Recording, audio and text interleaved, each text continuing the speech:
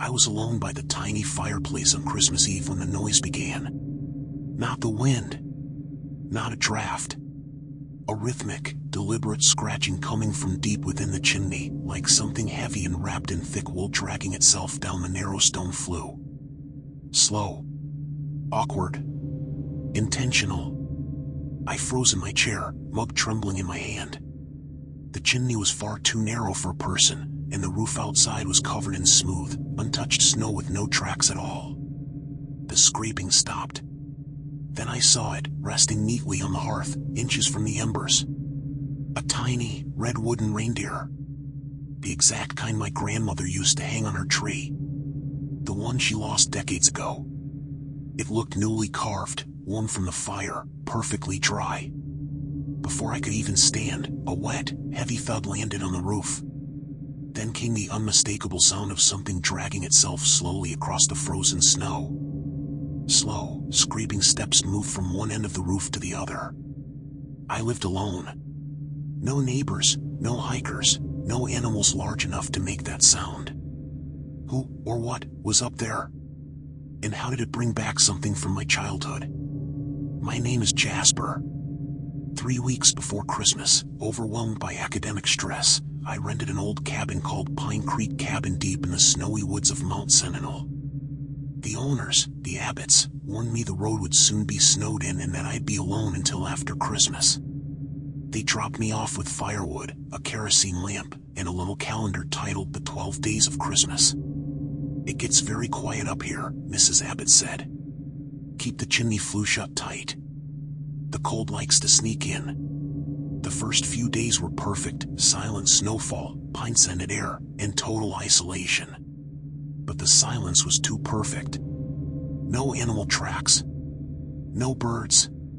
Not even the distant crack of a branch. Just heavy, unnatural stillness. After the reindeer appeared, I checked every lock and window. Everything was still bolted from the inside. When daylight finally returned, I stepped outside. The roof was smooth and untouched, except for one long, faint drag mark stretching from the chimney toward the trees. No footprints. Just one drag trail, as if something had pulled itself along without lifting its feet. Trying to distract myself, I went to gather firewood. That's when I saw it. Half buried in fresh snow was a tiny wooden cradle, hollow and dark-stained. It looked like the bottom half of a music box, the missing cradle that paired with my grandmother's wooden reindeer. I hadn't seen either piece since childhood. Now both were sitting on my hearth. Someone wasn't leaving random objects. Someone was reconstructing a collection from my past. That afternoon, a brutal windstorm slammed against the cabin. The walls shook as snow whipped sideways across the window. As I stared out, listening to the storm's roar, I heard something else, soft, melodic, unmistakably human. Someone was singing. It was the first verse of the 12 Days of Christmas. The voice didn't sound far away, it was close. Right outside the wall where there were no windows. The storm suddenly dropped into a perfect, unnatural silence. In that stillness, the voice grew clearer, a deep, raspy male voice whisper singing in a lullaby melody. The tune was wrong, like someone forcing lyrics into a rhythm that didn't fit. A child's lullaby sung in an old man's strained breath. Then the singing stopped. A long scraping sound began, something dragging across the outside stone wall, slowly circling the cabin. I didn't sleep that night. In the morning, something sat on the top step of the back porch, a pine cone. But it was soaked in turpentine, my turpentine, taken from inside. Then I noticed the porch railing. Someone had pressed the soaked pine cone along the wood to create a stamped image, a perfect outline of a human footprint. But the toes pointed inward, twisted toward each other. I recognized the shape immediately. Local folklore told of a man who lived near here decades ago. A man with inward-facing feet. A man obsessed with Christmas toys. A man who disappeared. I tried to rationalize it. I tried to stay calm. But that night, the chimney noises returned, faster this time. Not sliding. Not dragging. Scratching. Then the scratching shifted into tapping. Tap, tap, tap, tap, tap, tap. 3 taps. A slow count. Then silence. A second later, something flew from the chimney and stabbed the floor next to me, a thin piece of steel wire bent into a perfect figure 8. That wasn't random. It was a message. Panicking, I barricaded myself inside the pantry with the kerosene lamp. After nearly an hour, I forced myself to open the 12 Days of Christmas calendar the Abbotts had given me. At first it looked normal, but on the back of each page were faint, almost invisible pencil notes. And on the Christmas Day page, written so lightly I nearly missed it. We lock the chimney flue because he comes down it. He keeps counting the gifts he never received. My chest hollowed out. I tore through the dusty books on the cabin shelf until I found a thin local almanac and the story. His name was Gus Weber, a reclusive man with inward-facing feet, fascinated with handcrafted Christmas toys. He used to break into homes around Christmas to steal ornaments and replace them with wooden replicas he carved himself. One Christmas Eve, during a violent storm, he climbed onto the roof of this cabin, Pine Creek Cabin, trying to drop down the chimney. He became stuck in the flue. They found his body days later. At least, they believed they did, because the chimney had been rebuilt since then. The top half was replaced. The bottom half, the part that held the original flue, remained the same, meaning something could have been sealed inside the stonework when the renovation happened. Something that kept scratching, kept tapping, kept descending, kept climbing back up. Something that offered gifts the only way it knew how: taken, cleaned, returned. The reindeer, the cradle, the pine cone, the wire, each a piece of a collection. And he wasn't done. The figure 8 wasn't a number. It was a symbol. Infinity. An endless count. He needed his set complete. My hands trembling, I picked up the reindeer and cradle. The cabin felt too still, as if the walls were waiting. With a shaking breath, I unlatched the chimney flue, pulled down the metal cover, and threw both wooden toys into the darkness above me.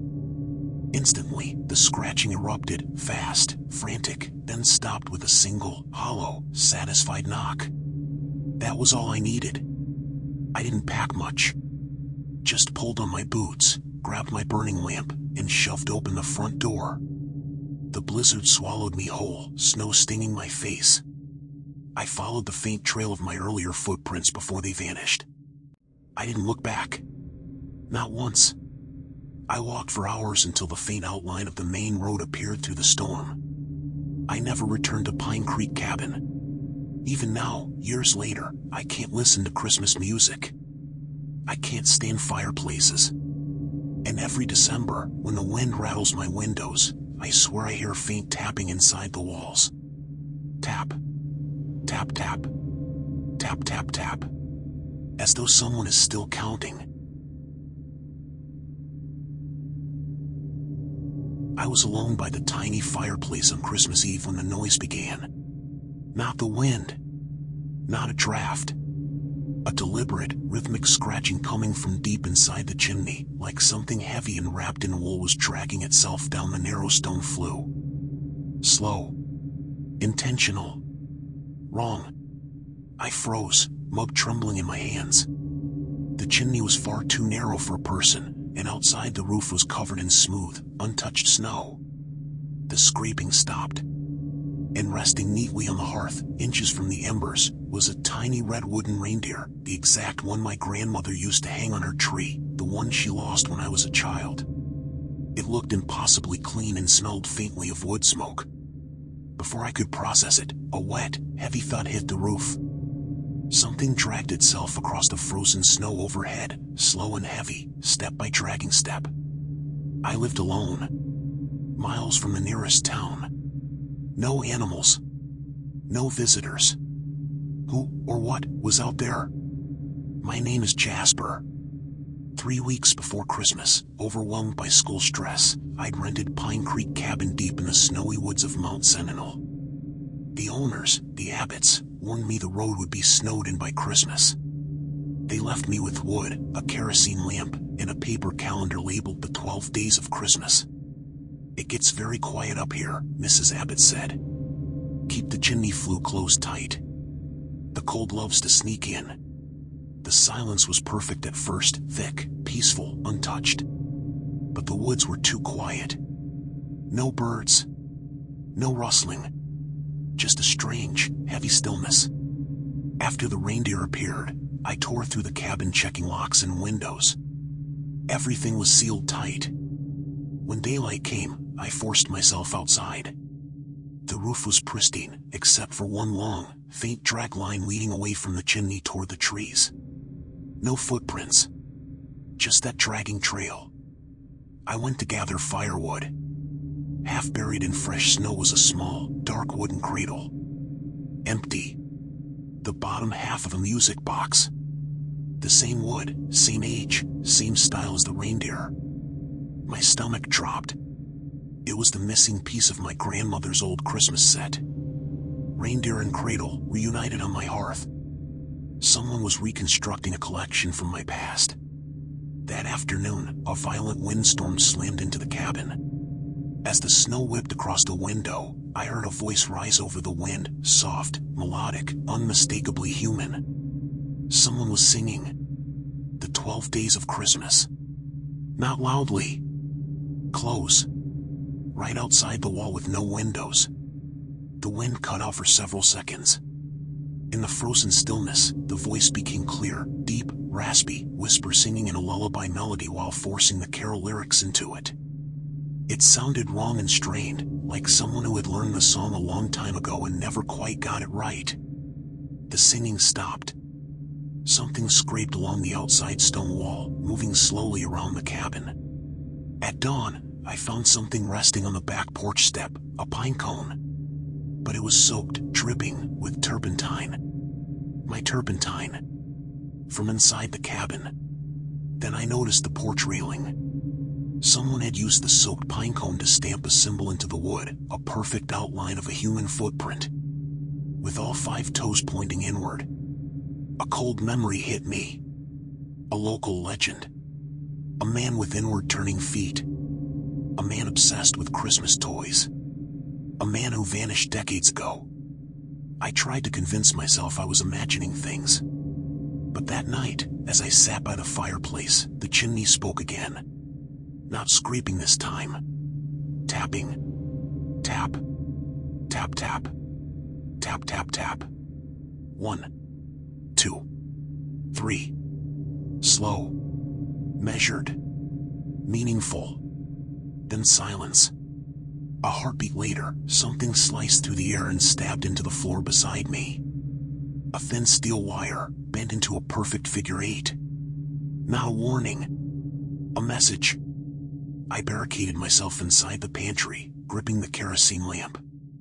After nearly an hour, I forced myself to open the 12 days of Christmas calendar. On the back of the final day, Christmas, was a faint pencil note. "We lock the chimney because he comes down it. He keeps counting the gifts he never received." My blood turned to ice. I dug through a dusty almanac on the cabin bookshelf until I found the story. His name was Gus Weber. A reclusive man with twisted, inward-facing feet. Obsessed with handcrafted Christmas toys. He'd break into homes around the holidays, taking ornaments and replacing them with toys he carved himself. One Christmas Eve, during a blizzard, he climbed onto Pine Creek Cabin's roof to steal more decorations. He attempted to drop into the chimney. He got stuck. They found his body days later, wedged inside the old flue. But according to the book, the chimney had been renovated since then. The bottom half was original. The top had been replaced, meaning the original cavity where he died was still sealed inside the structure. Buried. Unreachable. Unless something inside could still crawl. Unless something inside had learned to mimic what it once loved, scratching, tapping, singing, offering gifts, waiting to complete its collection. The reindeer. The cradle. The pine cone. The wire. All part of a pattern. The figure 8 wire wasn't the number 8. It was a symbol. Infinity. An endless wait. Unless someone finished the collection for him. My hands shaking, I grabbed the reindeer and cradle from the hearth. The cabin felt too still, like the air itself was listening. I unlatched the chimney flue, pulled down the metal cover, and threw both wooden toys into the darkness above me. Instantly, the scratching exploded back to life, fast, eager, frantic, then stopped with a single hollow knock. Satisfied. That was my cue to leave. I didn't pack. I just pulled on my boots, grabbed my lamp, and shoved open the front door. The blizzard swallowed me instantly, freezing and blinding. I followed the faint trail of my earlier footprints, praying they wouldn't disappear. I didn't look back. After hours of stumbling through the storm, the outline of the main road finally appeared. I never returned to Pine Creek Cabin. Even now, years later, I can't listen to Christmas music. I can't stand the sound of a crackling fire. And sometimes, on cold December nights, when the wind brushes the windows, I still hear it.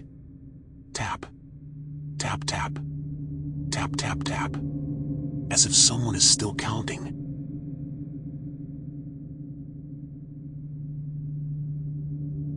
I was sitting alone in the cold dining room of Cedar Cliff Manor on Christmas Day when the flash went off.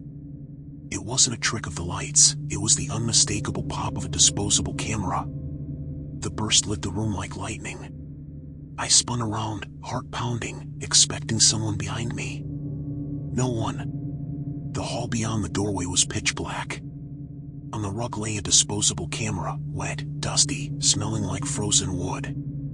When I picked it up, it whirred softly, winding its film to the next frame. That mechanical sound slid straight into my spine. I had been alone for hours. Someone had taken my picture. My name is Julian. I was house-sitting the estate for the holidays while the Hartigan family traveled to Europe. Mrs. Poole, their housekeeper, left one important rule. Do not touch the library on the 3rd floor. The family photographs are stored there. The manor was beautiful but unsettling, dark halls, tall windows overlooking a frozen river, and a faint chemical smell, like old photo developers soaked into the walls. After the flash, I checked every lock. Perfectly secured. No footprints in the snow. Yet the silence felt aware of me. The next morning, I walked the hallway lined with antique family photographs. One stood out, a Christmas photo from the 1950s. A mother and father smiling stiffly. Behind them should have been an adult son, but his shape had been cut out. Cleanly. A perfect silhouette missing from the center of the picture. As I stared, a slow tapping began behind the wall. One finger rhythmically pressing stone. When I touched the wall, the tapping stopped instantly. Later, making tea, I heard soft whimpering from the back hallway. A man's whimpering, muffled, strained. It came from behind the old pantry door that led down to the basement. "Hello?" I whispered. The sound stopped. A second later, a faint pft hissed through the cracks, followed by a burst of sharp, metallic chemical odor, darkroom smell, harsh and acidic. My eyes watered. Someone was down there. Someone who knew the dark like a craft. That night, I sat in the parlor to calm myself. I took off my silver watch and set it on the mantel while I stirred the fire. When I turned back, the watch was gone. In its place sat a tiny silver foil sphere, warm, smelling of burnt flash powder. A spent flashbulb. A small square was carved into the mantel. Inside it, one word. Stay. The message felt pleading. Desperate. Someone wanted me still. Captured. I grabbed the disposable camera and went to the forbidden 3rd floor library. If the manor wanted me there, I needed answers. The door creaked open into darkness. My flashlight revealed shelves stacked with boxes of photographs, curled negatives, and old cameras wrapped in cloth. In the center of the room stood a tall object under a white sheet. Before I stepped closer, the sound began. Snap. Clack. Snap. Clack. A vintage shutter firing rapidly in the dark. The sound came from behind the covered object. Then the shutter went silent. A bright red glow flared beneath the sheet, darkroom lighting, flooding the room in harsh crimson. Hot. And very wrong. When the glow faded, something new sat on the floor behind me. A river stone, wet, icy, smelling of frozen water. My chest tightened. A warning. A threat. I fled. I drove to the nearest town that night to develop the film inside the disposable camera. The technician handed me 3 photos. The first, an empty chair in the dining room. The second, a blurry shot of the ceiling. The third, me, sitting at the dining table, relaxed, seconds before the flash had gone off. Someone had been standing inches behind me. At the local library, I searched for Hartigan family history. The missing son in the cut photograph was Walter Hartigan, a photography student from the 1950s. He believed photographs stole time and preserved the soul in its purest stillness. He obsessed over capturing the perfect family portrait, motionless, eternal. One Christmas Eve, Walter had a breakdown. The records were vague. He vanished. Days later, his coat was found by the river. The family sealed the third-floor library and removed his image from every photo. The cutout silhouette wasn't vandalism. It was erasure. And the things happening in the house made sense in a terrible way. The crying from the basement. The flashbulb left for me. The carved message. The stone from the river. The constant clicking behind the sheet. Walter was stuck in the last moment he understood, the moment of being photographed. And he needed someone to finish the portrait he'd never completed. I returned to Cedar Cliff Manor one final time. Straight to the library. The Christmas photo lay on the table, the mother, the father, in the hollowed-out absence where Walter should have stood. I sat and pulled out thick white paper and a stick of charcoal. My hands shook as I drew myself, expressionless, stiff, frozen. A perfect stillness. I cut the charcoal figure out. Its edges were sharp. Clean. I pressed the cutout into the empty silhouette on the photo. The air shifted. For a moment, the library held a breath of silence so deep I felt my heartbeat echo in my teeth.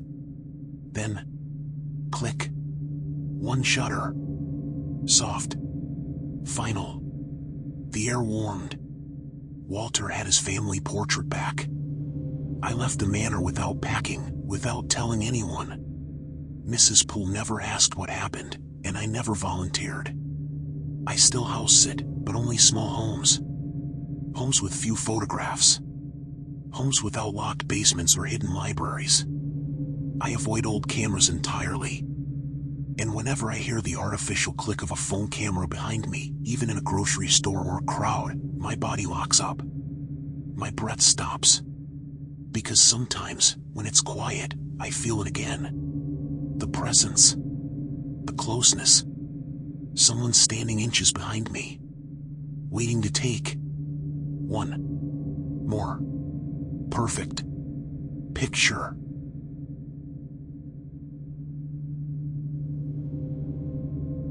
The ringing started late on Christmas Eve, echoing from far down the snowy mountain slope. It wasn't a cheerful chime. It was a single, heavy, metallic TOL ling, like a massive bell struck once every minute. The sound vibrated through the frozen ground and up through the floorboards of the tiny forestry cabin where I was staying. I rushed to the window. Outside, the moonlit world was white and silent, except for one impossible detail.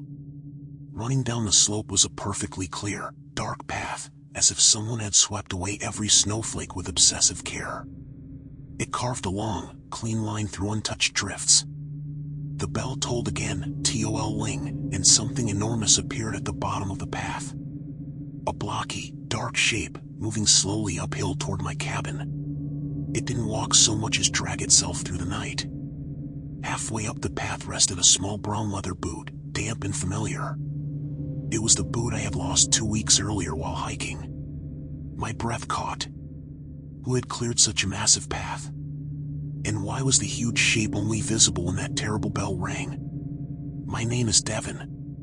I'm an amateur nature photographer, and I had planned to spend Christmas photographing untouched snow at a remote fire lookout called Frostbite Ridge. A local guide, Mr. Baird, warned me the area was dangerous. Once the big snow hits, you're locked in. The cold will trick you, and the ridge trail hides a ravine. Do not go off it. He had sketched a crude map showing precisely where the trail curved around the ravine. I shrugged off the warning until I lost my left hiking boot during an early scouting trip. With the dangerous snow and my missing gear, I had no choice but to stay in the cabin until the season passed. The first week was peaceful, but the silence felt wrong. It felt like the whole forest was waiting. On Christmas Eve, the clean path appeared. I locked the cabin door and watched the slow-moving shape inch up the slope. It took hours for it to reach the spot where my missing boot rested. It paused there as the bell tolled once more. Then the shape moved on.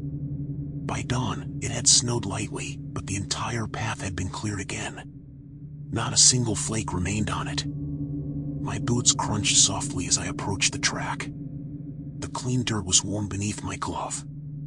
I followed it down to where I'd seen the shape hesitate. My leather boots sat there, immaculate. Bone dry. Perfectly preserved. Beside it rested a small wooden sleigh bell. Old. Hand-carved. A faded red ribbon tied around the top. It was freezing cold, but the dirt beneath it was strangely warm, as if something large and hot had stood there moments before. That was the first gift. That afternoon, as I tried to warm water on the wood stove, the bell tolled again. Tol-ling. A new sound followed, slow, heavy scraping, moving around the cabin's perimeter. It was unmistakably the drag of something large and empty being pulled across icy ground. The sound circled the cabin once, twice, and slowed behind the back wall. There it stopped. A soft, mechanical whirring replaced the drag. It sounded like a small motor running steadily, patiently, for nearly 5 minutes before going silent. When I checked the snow at dusk, faint drag marks confirmed what I'd heard. That night, I went to the utility cabinet where my clothing hung. My padded-down vest, my warmest piece of gear, was gone.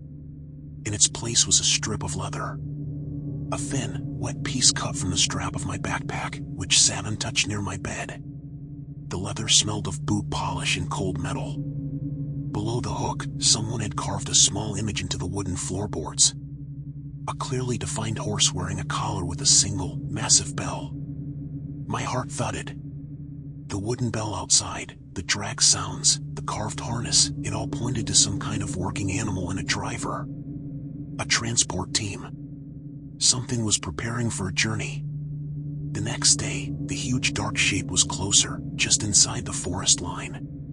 The bell tolled again, and I grabbed my camera, trying to glimpse the thing properly before I fled down the mountain. That's when I heard the new sound.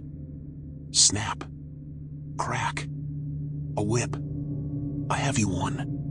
The noise struck the frozen ground with force, over and over, as if someone stood just a few yards away, slashing the air with practiced precision. Snap. Crack.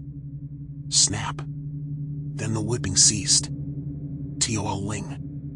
A moment later, a terrified, high-pitched whine came from beneath the floorboards.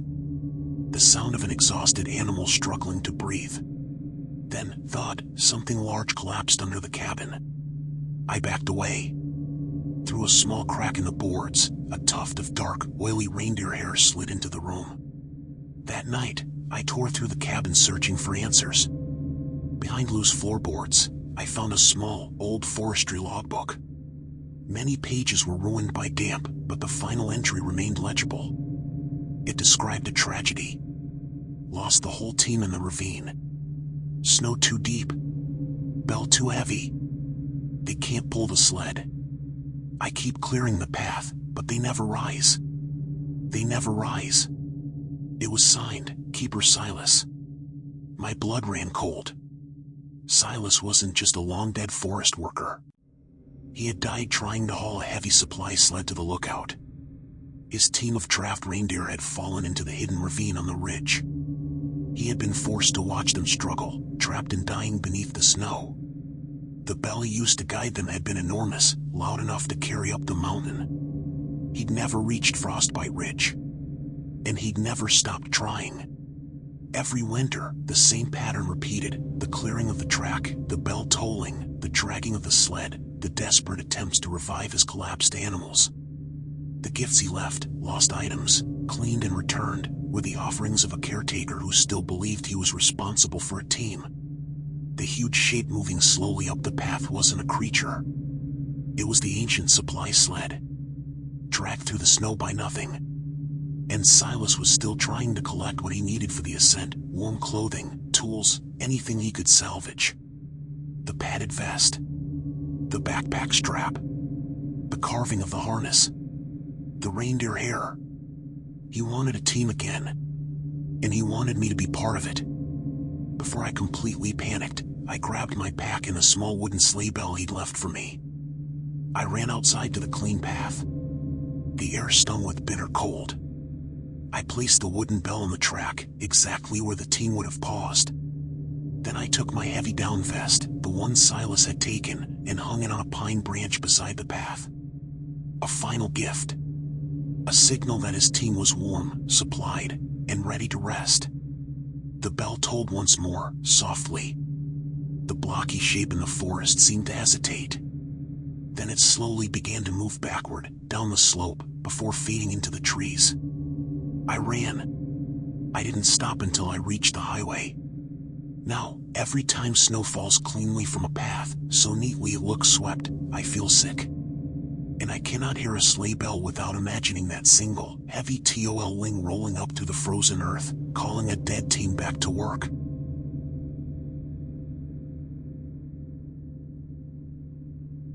The sound started suddenly, violent, rhythmic, impossible to ignore.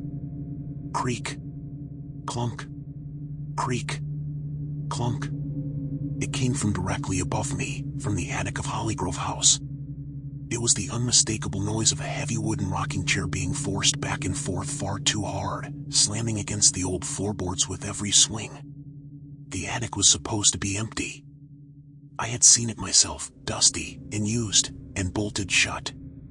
Then the rocking stopped instantly. A moment later, something small dropped straight from the ceiling and landed on my bed with a soft thud. I stared at it, horrified. It was an antique doll's shoe, the kind made of brown velvet, old enough to belong in a museum. I picked it up. The velvet was ice cold, but inside the tiny shoe was a still warm candle wick, freshly extinguished. My hands shook. Someone, or something, up there had been rocking that chair. And whatever dropped the shoe did it seconds after stopping. My name is Cora. I took a holiday house-sitting job for the Pendletons, the owners of Hollygrove House, a huge 1800s colonial home in rural Pennsylvania. They left for a 2-week trip and gave me simple instructions: keep the fires lit, keep the pipes from freezing, and don't open the attic door. The attic floorboards aren't safe, Mr. Pendleton said before leaving. Just leave it alone. Keep the house lit. This place gets dark. I liked the solitude at first. The house was full of dark wood, thick carpets, and polished antiques. Every room had candles, on mantels, side tables, stair landings. The Pendletons insisted I light them every night. They flickered quietly, casting warm light over the cold, silent halls. After the frantic rocking incident, I went to check the attic door. The heavy bolt was still locked. The air around it was freezing. No footprints, no disturbance, no way someone had gone in or out. But the next morning, something else was wrong. I had left 2 thick red pillar candles burning on the mantelpiece in the living room. Now the mantel was completely empty. The candles were instead standing upright in the fireplace ash bed. And one of them was burning, its flame tall and steady. There was no way for a heavy candle to stand perfectly upright in loose ashes. No way for it to stay lit without falling over. I blew out the flame immediately. That's when I noticed something resting beside the candles, a small, heavy silver thimble. Antique. Cold. And smelling faintly of melted wax. Someone had moved the candles while they were burning and left behind a sewing tool from a different century. Later that afternoon, I tried calling the Pendletons. The old landline barely worked, and I couldn't get through. As I hung up, I heard a sound coming from the back porch, the room where extra firewood was stacked. A low, strange croaking sound. Deep. Rhythmic. Like a massive frog. Too large, too slow, too deliberate. I unlocked the door and opened it just an inch. The croaking stopped instantly. Something small and metallic clattered across the wooden floor in the darkness. When I turned on the light, no object was visible. But the sound had been right in front of me. That night, I went to the bathroom to wash my face. I had left my toothbrush on the counter earlier. It was gone. In its place sat an antique porcelain doll's head. Tiny. Cracked. Ice cold. The painted eyes stared blankly at the ceiling.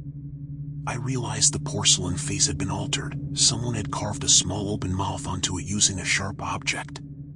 Then I noticed a faint smear of toothpaste forming a perfect circle around the doll's head, and a single word etched inside the circle. Rock. My stomach dropped. The house wasn't just haunting me. It was instructing me. I decided to pack my bags that night. But before I could leave, the sound started again. Not from the attic this time. From the center of the main hall. Creak. Clunk. Creak. Clunk. The heavy rocking chair, the one that normally sat peacefully near the fireplace, was now in the middle of the hall, violently rocking on its own. The chair wasn't just moving, it was slamming the floorboards with every wild swing. Then it stopped instantly.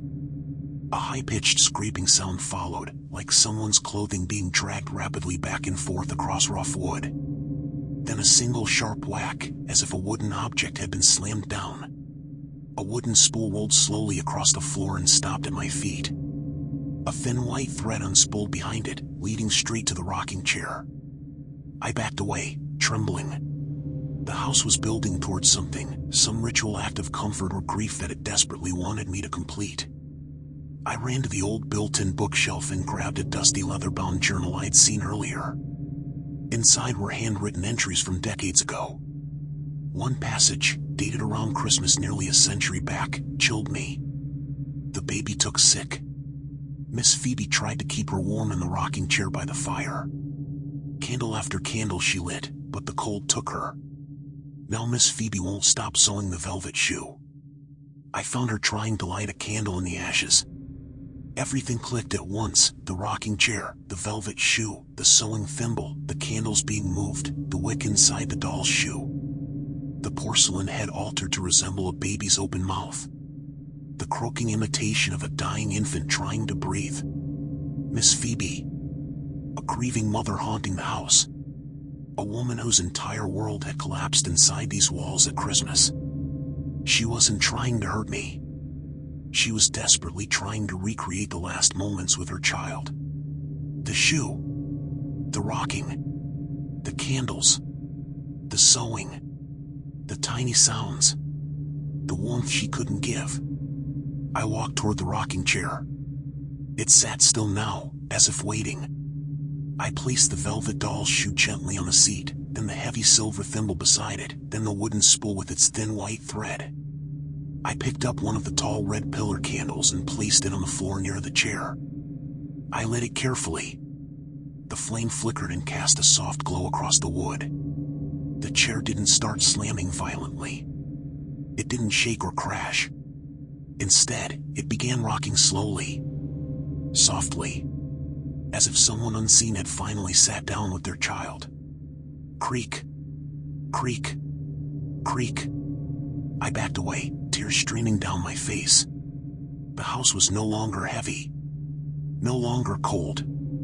I ran out of the front door into the snowy night and didn't stop until I reached my car. I kept only one thing, the porcelain doll's head. A reminder of the mother who lost everything and never stopped rocking. I've never taken another house-sitting job. And every time I light a candle, I instinctively check the wick, praying it hasn't been trimmed into a tiny, lonely stump, waiting to be relit.